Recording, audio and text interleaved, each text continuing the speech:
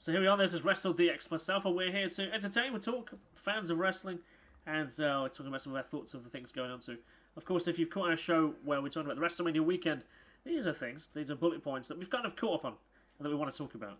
So, what in wrestling has made it interesting lately, of course, is Kevin Owens now using the stunner. Um, it's a move that hasn't, since obviously Austin stopped doing his stunner. There's guys who use it occasionally as a kind of surprise move. You got guys on the indies who tend to do it for quite a bit. I think the only one who uses it effectively is a guy in TNA. What's he called? Big black guy, the Mac. The Mac, he uses that. And it looks quite effective. He's got the nod from Austin to use that. But to see Kevin Owens use it, what do you think? I like it. He pulls off a decent stunner and he hits it with a kick first and just does the move. It's refreshing to see it, and the fact he's winning matches with it, which is one of the things that's always knocked off Steve Austin. If you're going to hit the stunner, it should be the finish. It should be the end. Yeah, because it not just filler like Cena's stunner thing.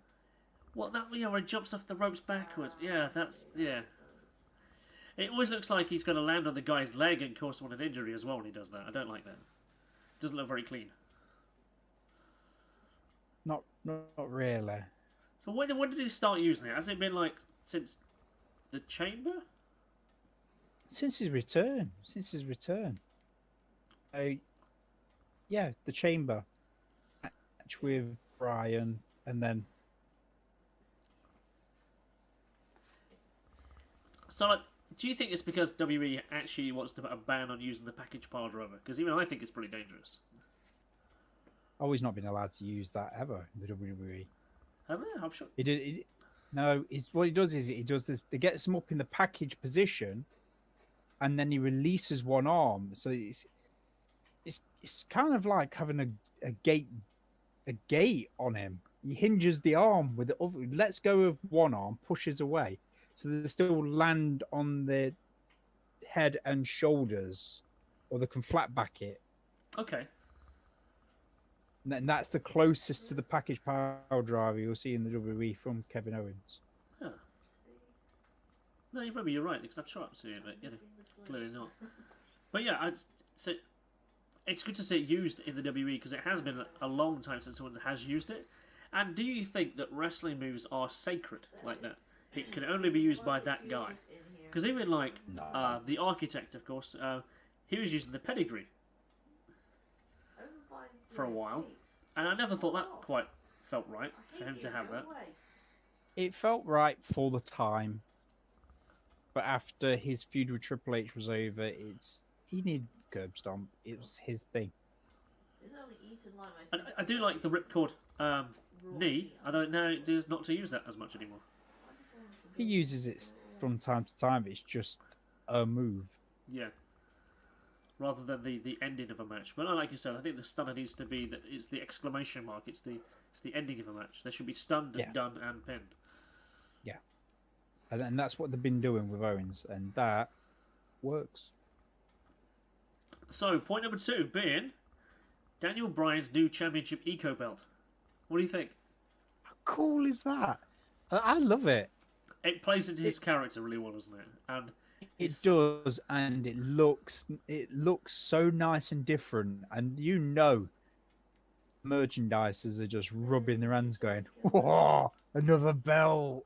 Because you make an interesting point there, merchandisers. They must go, we can't make this out of plastic. We've got to use some kind of webbing or plastic or some kind of... Definitely be plastic. Because otherwise it's like wood plastic. And what is it? Hemp, isn't it? Is it hemp rope or something? Because yeah, it plays into his heel, but he's making a point which is poignant, and that's what makes it work. It's the CM Punk kind of thing. It's I have a point, and as a face, I will champion it. As a heel, I will use it to show that I am better than you because you do not do this thing. fair play. That's and it does work. You know, it plays into his character really well. There's this whole eco-vegan. It makes sense that he has a belt that reflects that, as opposed to some metal gold thing. He values the earth and he values his belt. It's like he believes that that's going to be his belt, which does mean that he's going to keep that belt for quite some time, I think, because they've only just recently introduced it. Yeah. Which makes me sad for like Mania if he does go against Kofi Kingston. Because Kofi's not going to get it. Because is Kofi going to believe that this bit of wood and a bit of hemp is a believable belt? I don't know. It's like when AJ Styles went through that long feud with Nakamura. You know, he got the belt and went through all that, and then the next thing was Samoa Joe, and it's like you just know Samoa Joe's not going to take that belt. Because you've only just got it, and you're AJ Styles. You're going to be our new money man. Exactly. But Joe was the perfect opponent coming after that, though. Absolutely. Yes. And he's become the Samoa murderer again. It's lovely. We like great that. to see We like him just joking go out there. Exactly. And especially when he goes into a fatal four-way match and he's the one that's absolutely each one of them in turn. Yeah. You know, he doesn't look like he's actually... It's a lovely flavour and I enjoy. He never looks like he's out of breath. He sweats, but he doesn't look like he's out of breath. He's like, I could throw me 4 more. Exactly. And the thing is, it's amazing. He looks like a big fat guy, but he's still in shape. Well, it's like Samoan genetics, man. This is crazy stuff. They're all like that over there. Even the women are like that. Just like just bulky guys, but not. So then, I guess point 3 being on our list of bullet points is New Japan Pro Wrestling losing its momentum since the loss of the Elite. Something I did think was going to happen is that a lot of people tuned in to watch Wrestle Kingdom, my bad, to watch Kenny Omega and Chris Jericho, have kept their New Japan subscriptions, just like I did. But actually, the reason you were probably watching is because you were seeing guys that are building the revolution of wrestling to build the Elite, and now they've gone off and done their own thing. Has it harmed New Japan? I believe it has harmed more than anything. A few months back, maybe there's this New Japan WWE feud thing going on because the Waters. To me, that US expansion is about dead. Did you think it was more about could the Young Bucks and Cody take it to the WWE with New Japan, and New Japan are like, we're not quite ready. And them guys are going, well, actually, you know what? We're going to do a super show. We're going to be on it, and we'll use that as our advert to get some more people in, and we'll do our own thing. I do believe the Elite was the key to their US expansion. Yes. And I do like Jay White. Key White. down the drain. I do like Jay White. There was a while and I didn't like it. I didn't really like his matches that much. But having now watched them, he does actually have really good ring psychology. I like the way he moves around the ring. He's got, again, coming out of this morning's New Japan Cup semi-finals, obviously it's Chase Owen versus the flamboyant Juice Robinson for his US title. And it was interesting to see Jay White and Chase Owens, a guy I don't think quite has it yet, but they've both got a title, and it's like, you know what, this could be something. These guys look interesting. Are these going to be the guys who headline it back into the US again? But I don't think they're not publicity monkeys like how good as the Young Bucks were. No, the books are special. Yeah, because they knew how to. Kenny Omega's special. Kenny Omega also, he will help All Elite travel to Japan because he can speak Japanese fluently. Yeah, and maybe as All Elite expands, they'll expand into Japan. Because people still want to see Kenny Omega. Kenny Omega sells tickets in Japan. He was a New Japan main eventer. So then and that's the thing. It's New Japan a little bit pulled a WWE at Wrestle Kingdom. Well, they screwed them all We know you're leaving. We know you're leaving. So we're jobbing you, all of you. Every one of you lost. Yeah. And with the exception of Omega, none of the matches were really that high profile. No, there really wasn't. And Ibushi, he's now signed an actual contract. Because before he was still performing as an independent because he was signed with DDT, which is an offshoot of New Japan. So now he's actually signed a New Japan contract, and now they're pushing him quite hard for what will be, I guess, main event level. And he was actually one of the very few people that took. He did. You think that the possibility of going over to All Elite and teaming with Kenny, the fans with the Golden Lovers, that'd have been big money. But then again, Kota said it's not about the money. It's about being in the world. Changing the world for sure. So we have like Pac, Neville. He's travelling the world of the Indies now.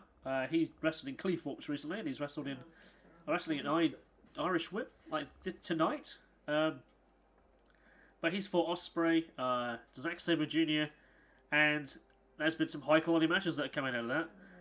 But in terms of Pac's two big matches, both of them ended in no contests. One was a time limit draw, one was a DQ, which is disappointing because Pac is the big guy on the Indies scene now. He's a monster. It's unbelievable that, like, to me, he was always good, but his absolute best stuff for the WWE was his King of the Cruiserweight stuff. Yes, he became an utter horrible heel, and we loved it for being that good. And because you can legitimately say he was that guy. And the thing is, it started off strong as well. I mean, Swan had just won the title. I'm sure it's Rich Swan. Just won the Cruiserweight title. And he comes out clapping, because it was his return from injury as well. That was it. And just out of nowhere, just blasted him with a forearm. Absolutely blasted him. That coming. That was wonderful. Yeah, and it's very... After that, he was just hit the road running. Yeah, we liked his beard. We liked him being a dick in that sense. But no, we liked it. We loved it. But I like his indie stuff. It's just a bit not quite victorious stuff yet. Well, I can't stand seeing such high quality matches always ending in DQs and time limits and. I don't mind time limit draw when it plays into something else. I don't know how long the time limit match was, and to him and Ospreay, it's like consider them equals, which is fine, but then they've got to have a rematch, and why and where? Because I don't know what. I know, but you could still do a loss to one, then they can have the rubber match where the other one wins, and then you've got best of three, haven't you? And then the third match. This is what they did with Shawn Michaels and Kurt Angle. Kurt won the second one, and then the third one was a disqualification or a tie, and then they went into a gimmick match of an Iron Man match. Fairly sure ended in the draw again. I like Iron Man matches. It's weird to say that because it's the most drawn-out match. I like Iron Man matches. I love Iron Man matches. I saw that. I love me some Iron Man match. I mean, it's crazy. The ones that Shawn and Kurt. But my favourite Iron Man match actually was the first time that AJ and Christopher Daniels had an Iron Man match, and it went to a time limit draw, and I was so invested in that match. It was like 2006, and then they had, and that's a little while after is when Joe came in, and it became more than it built into that Unbreakable stuff. But that was an amazing match. I loved it. But no, it's not right. You should have victories. I'm gonna have to look it up. One of the most random Iron Man matches, I think, was on a 15-minute match, and it was a team match, and it was Bob Hollett and Charlie Hart team. Okay. Random. It just put out there. Interesting. So when was that? A few years back. I'm trying to look it up. Charlie Haas and Bob Holly, Hardcore Holly. Yeah, Charlie Haas and Hardcore Holly are the tag team. And they was again 50-minute Iron Man match. What? Cool. It was like the late noughties or something. Okay. Remember correctly. I've never seen a volcano exploding. That is something to look into for sure. Trying to bring it up, but So while you're looking up that up, so we're talking about Tommaso Ciampa's injury then. So Tommaso Ciampa has a legitimate injury, which they then had to write into story, as it were, to take him out. The reason why he's not at NXT Takeover. I mean, what do you think that's actually going to do for his career? Now he's going to potentially be on the show for a year. I haven't played Aberration. well, definitely hamper it. It depends if they bring him back for TV and still do a Steve Austin and put him on TV and make sure that he's still visible, even though he can't compete. Yeah, because I wonder whether they were going to do that. Are they going to keep him around on screen as a character? Because is he going to call commentary? Is he going to hack in a ref a match? You know, keep him relevant around NXT, or are they going to have him float onto Raw or SmackDown? They've got to keep him on NXT now, I would say. How do we get The thing is, if Gargano goes up to main roster, and I hate that phrase, he goes up to the touring shows, and then Tommaso Ciampa at some point can be his interference in a big match that Gargano has at some point. Or he needs to dig deep and defeat some guy who he hasn't been able to beat for months and months and months, and then Tommaso Ciampa's there like being his like secret whisperer going, actually this is what you've got to do, and then goes over for a win. And then it's revealed as that guy. You know, I guess there is options to do. I don't think it's going to work now since they had the whole tag team classic thing where Gargano was supposed to be injured during the match and Ciampa wrestled most of it and took the loss. And then Ciampa was helping Gargano to the back and then tried to turn on Gargano, which revealed Gargano was actually faking the injury and then beat up Ciampa. Fair enough. Yeah. And to get back to that original point, Charlie Haas and Hardcore Holly teamed up to go against Mercury and Nitro in a 15-minute Iron Man match on SmackDown on May 31st, 2005. That's just a weird time limit. 15-minute Iron Man match. Yeah. Do you think that's? I'm not quite sure what's the weirdest part. The fact that it was random, the fact that it was never announced, the fact that it just happened, that it wasn't for any kind of belt. Because it's a stipulation match, it's supposed to be that the feud ending or the beginnings of the end of a feud that goes to the time limit usually, doesn't it? No. Hey, I don't love Iron Man matches. Or do you remember that match between like Kurt Angle and Brock Lesnar, where Brock, in order to get the pinfall straight away, just beat the fuck out of him with a chair? Yeah, that was something that Triple H did in his Iron Man match against The Rock at Judgment Day. And that one about Brock and Kurt was one of the best matches on SmackDown. That was a SmackDown match. That was great. Because that's how you win the game. I'm going to beat the fucking piss out of this guy so I can just roll up 1, 2, 3, and 1, 2, 3 again, 1, 2, 3 again. That was great. Loved it because I hadn't seen that before. I've been saying that should happen and it did. That was great. Triple H did it first. Yeah. Triple H did it first. He was in that match with Rock and just grabbed a chair and just blasted The Rock with it. And straight away, The Rock went one up because he got disqualified. And he just shrugged and pinned The Rock. Yeah. And then pinned him again. So, 3 major bullet points coming up then. So, Kofi Kingston's extreme rise in popularity, because this guy has gone from being safe guy in the roster, pulls his weight, does his good matches, has his spots, but generally just has been at the side. Now he's like the main guy. He could be going over the main title against Daniel Bryan. Why the holdback on the guy? Why have we been waiting for this guy to have this moment? Has he never been good enough just because he pulls the ratings in as he was? Or it's just a mystery to me, wrong? Behind the gate. Idea of having Kofi king event guy. But doesn't offend me. The guy's talented.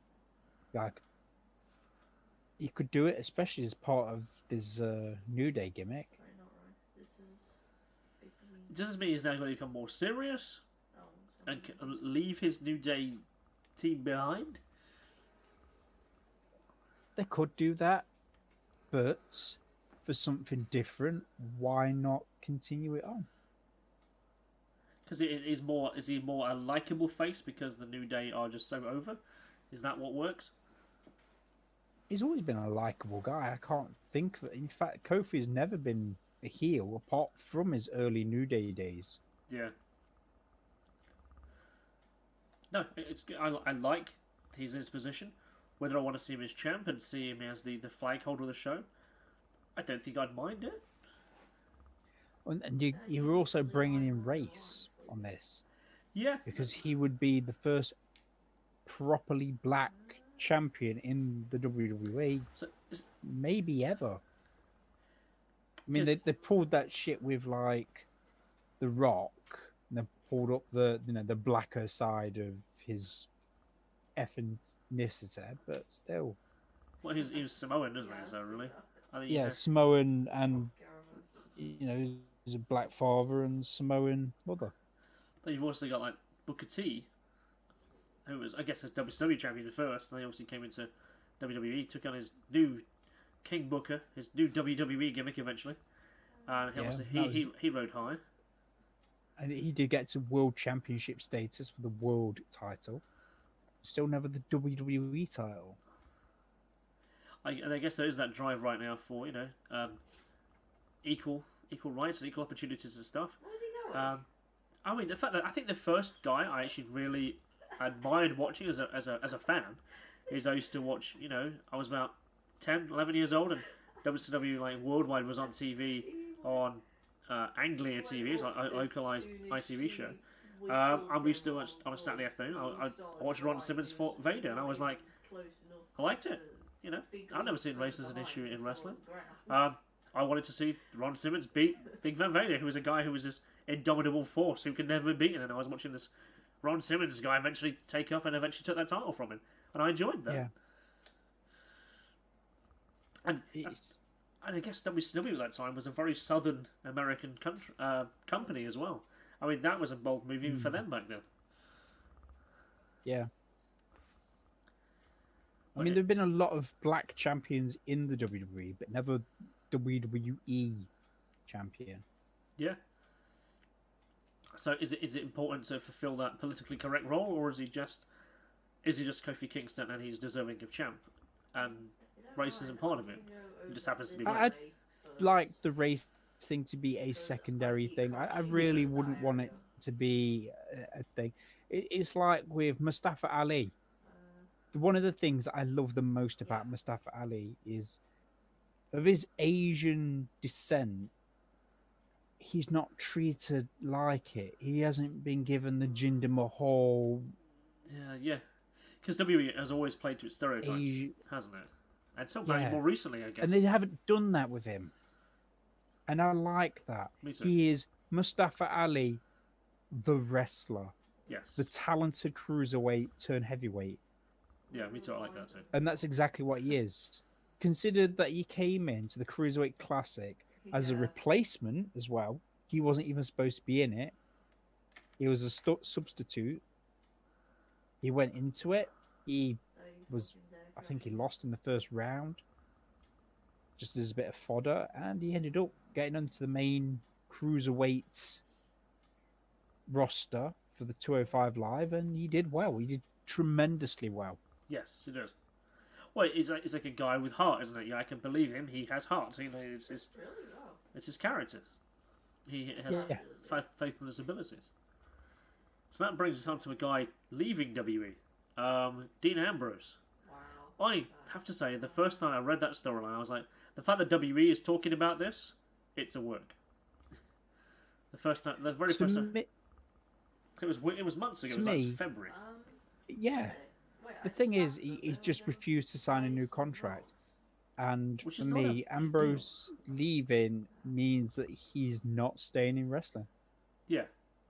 Yeah, that's a good way to For put the it. WWE to acknowledge it, there's Whoa, no it's way the- he's staying in professional wrestling. I think he's made his money, and he's always been famous for not spending. He's not a spender. There's like No.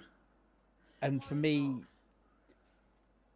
I think two factors have come into his life that have made him go, I want to leave professional wrestling. One of those factors is Roman Reigns, his cancer thing. Yeah. And the other one was while Ambrose was out with his injury, he caught an infection and almost died. Yes, you did. And for me, who's been in a similar situation, you come out of it the other side and it makes you think, buddy. do I still want to be who I am today? Yeah, it does. And what have I still got to do? Definitely.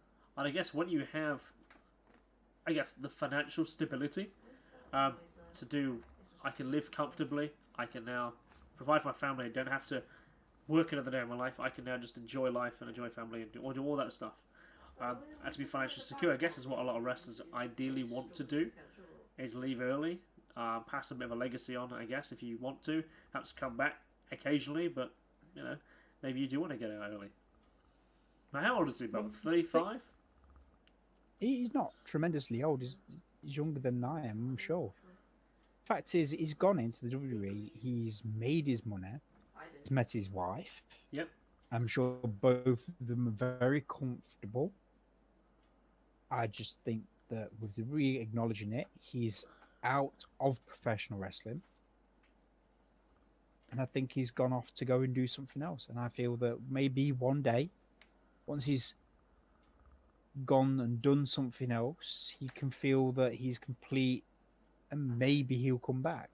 I feel that WWE would have the door open for him. Say 6 months from now, he's set up a business and it's running smoothly and he's decided to come back and do some, wrestlers never lose that need to be in front of that live crowd. No, even like CM Punk. CM Punk still gets that from being in front of the UFC or mixed martial arts crowd. Yeah. Or even just signing stuff at Pro Wrestling Tees. Exactly. And even the biggest stars can't leave it. Hogan went to Hollywood, but still had to come back. The Rock, the highest paid actor in the world today, Yeah. still comes back. Batista, who's making a lot of money, who's been in a lot of film. He made the right decisions in the right places and went from. He did a couple of crappy films and then he went into big films, and he's Yeah. never looked back. That's right. And still came back twice. So we could. Are we saying that Dean Ambrose is going to be out of wrestling, done, but may come back in 5 years for a moment to rejoin the Shield again? And, yeah. Maybe. I mean, the Shield is money. Yeah, it is. The Shield puts arses in seats. And anytime he feels like it, I'm sure all he's got to do is roll over to his missus and say, I have a word with Vince. Yeah, because obviously she's going to still be working there, of course. Yeah, but you never know. I mean, maybe Ambrose will complete whatever it is that he wants to do outside the business, and maybe she'll want to do that instead. Maybe it becomes so successful that neither of them have to work anymore. Maybe he tries something different and it just goes down the fucking pan and he's back in 6 months. Maybe. Because of course he did the hardcore thing for a while. He did CZW for a while. Yeah. So he's taken he's probably nursing injuries, long term ones as well. But he's just come back from a long injury, so he's had time to heal all those small and nagging ones. Yeah. I mean, he's only been back a few months. Yeah. I still think that swerve where on that Raw was great. I think they squandered it a bit, but yeah, I thought that swerve against the Shield and against Seth was great. That made me go, my God, I'm a fan again. I believe this is great. They did that on the night of Reigns' announcement, and it was just it worked so well because you never saw it come. You felt it coming, did it that night. Not on the other list. That's right. Between winning the tag titles that night It's on a rock. It's like, and the announcement of Reigns going away to fight cancer, Yeah. that was not the night you expect Ambrose to just turn on Rollins. No. And that's And it worked wonderfully. because I saw people who don't talk about wrestling talk about that. Yeah. And that doesn't happen. That moments like that are good. So I guess Yeah. the number one last bullet point we're going to cover now it's even got a is thing at the top. Becky Lynch has become the number one merch seller in WWE. A window at the top as well. The first time for a female competitor in the WWE to actually outsell not just one or two guys, everybody. Yes, and I think as we mentioned on the show before, is that It is the a man lighthouse. as a brand, as a name, as a title, it's a unisex thing that men and women can wear. It's a tower. But women want to wear Yeah. it because they're empowered. And men, she's attractive, she's powerful, she's wonderful, and she's a great wrestler. And I can believe in this woman. She looks like she's legit badass. You know, we can all support a woman like that. Fiery, red hair's great, she's gorgeous to look at. How can you go wrong? And as we've said before, at time when Nia Jax broke her face and got blood all over everything, that made so fucking powerful that she led that band of women into SmackDown and they destroyed everybody. It is a Yeah. lighthouse. And then there was everybody left and she stood there, arms stretched out, face red, arms red, and still going, go on, bring it. We're flying in circles Yeah. around the side. That was perhaps the moment when she went really, really over. When she skyrocketed. That was that moment when that happened.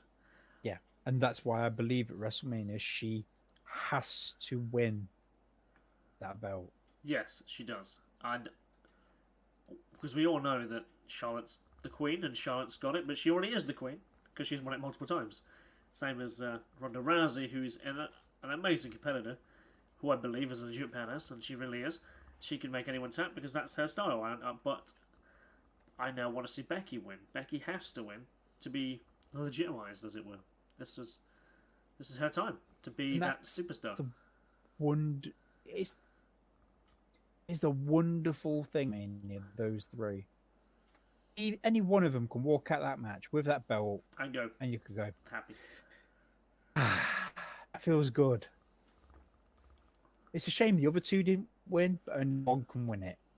Yes. They can still pull it off. I mean, the rumors of Ronda leaving after WrestleMania or laugh and have a family. Oh, they gotta look inside Maybe. later. I mean, they could have Becky pin Charlotte and walk out with a belt, but that still leaves the unanswered question. So the following event is Ronda versus Becky in the 1-on-1 match that we all want.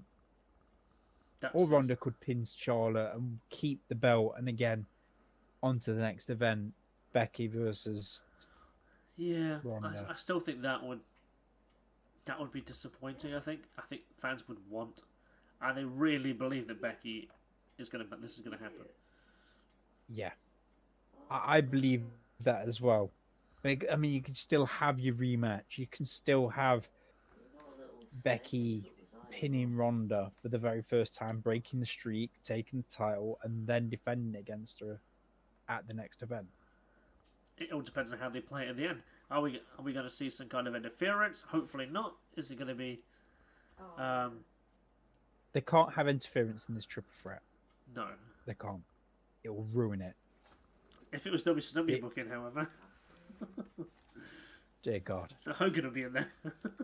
Everybody would be in there. Everybody, even people that don't make sense, just come in, whack a chair shot, and just leave. Why would you do that? I don't know. Because and we mentioned that because we're going to have a WCW Nitro special. Of course, Nitro ended 18 years ago on the 26th of March, so we're going to be having a special live night of WrestleDX plus Alpha that night. So we're tying in the old WCW fun because that is the booking that WCW did. You have a main title match, let's throw Hogan in there.